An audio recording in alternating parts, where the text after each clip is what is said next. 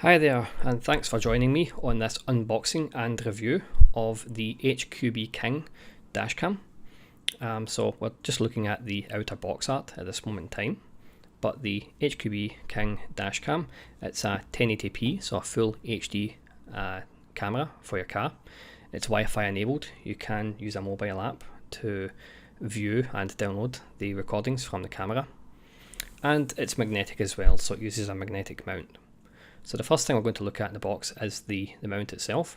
So this part here sticks onto the windscreen of your car, and then the camera connects onto the part with the pins using a magnetic connection. The sticky pad I'm checking here is just to show that it doesn't have a white sticky pad on it. So some cheaper cameras do have a white pad, which doesn't look so great at the other side of your window. And then we'll take a look at the camera itself. So the camera is roughly the size of a golf ball, maybe a little bit bigger. So it's a full HD camera, and it has a Sony lens. There is a button that you can use to mute the mic. There's some buttons in the bottom to use the menus on the screen, which you can see here, and those are upside down. There is a digital display on the back of the camera where you can view the footage live and control the menus. And then this connection, or this flap here, is a little bit stiff, but in that flap we have the mini USB connection to the laptop or your PC and the micro SD card slot. So bear in mind, this does not come with a micro SD card. You have to provide that yourself. So that magnetically just sticks onto the mount itself. So the mount goes onto your windscreen, and then the camera just sticks on like that. And because it's magnetic, you can move it around, and the angle can be adjusted as well, which we don't look at in this clip here, but you can adjust the angle as well so that it counters for different, angles of windscreen on your car. So on the rest of the box, we have this is a car charger, so this plugs into your cigarette power socket in the car. It has a generous long cable so that it can run through your headlining or down your A-pillars. This is a shorter mini USB cable for connecting to the laptop. We also have a spare adhesive pad so that if we're changing to a different car.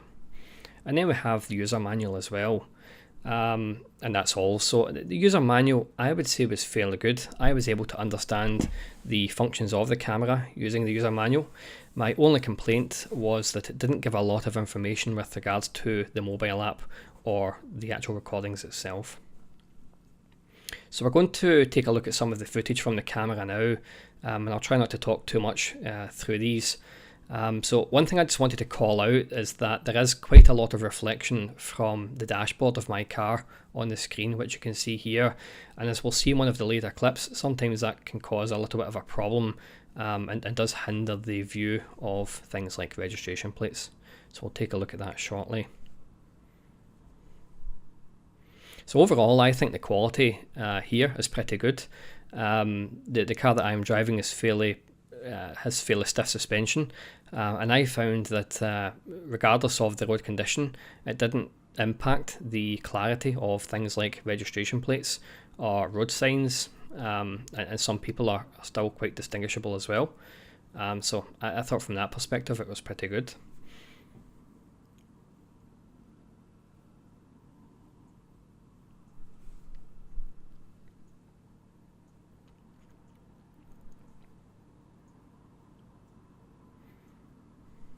And here we're joining the motorway, and again, this footage just captures that things remain clear even when there are a lot of smaller micro vibrations as the car picks up some speed on the motorway. We do have some other motorway footage later on we can see as well. So overall, I think that the camera is pretty solid and stable in the car at all times. Down the bottom right hand corner you can see some information, so you can set the date and time, which I did this morning, and you can provide the registration of your car as well. So I didn't do that, and you can see what it's done is put 7 letter A's in there, so if you don't provide one, that's what it's going to display. And those details down the bottom right hand corner, you can turn them off. If you didn't want them displaying on your recording, you can turn them off.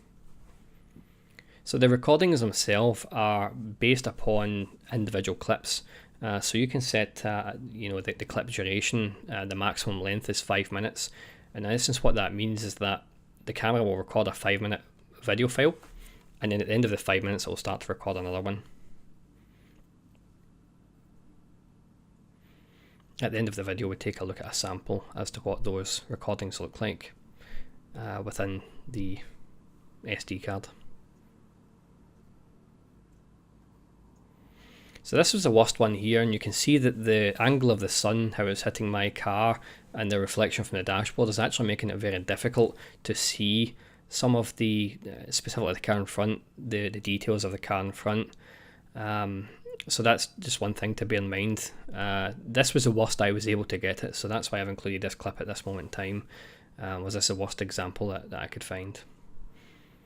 And even with the worst example, when you get close enough, and you look at the video in full size and pause it, you can still make out the registration number, so that in the event that you did need the recording, you can get that.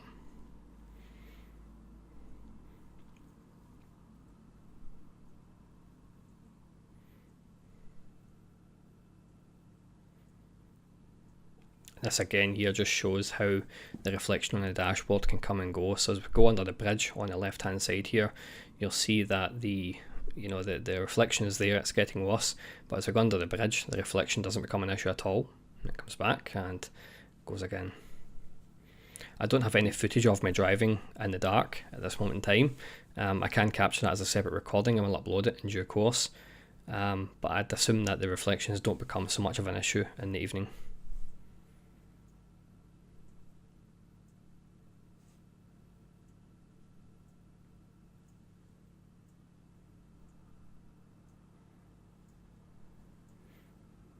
So again, the camera can be angled. I found that when I put it into the car initially, it was pointing too much to the sky, but I quickly realised that you can adjust the angle of the camera, and you also have the flexibility of adjusting manually the exposure of the camera as well. So if it's overexposing or underexposing and you can't see any information, you can adjust that. So this is what it looks like on File Explorer. And then the next couple of pictures here are just showing the stills of the video, where you can see registration plates can be clearly seen, so you may have to go full screen to see those. I hope that gives you a good idea as to the capability of the camera. If you have any questions, please let me know.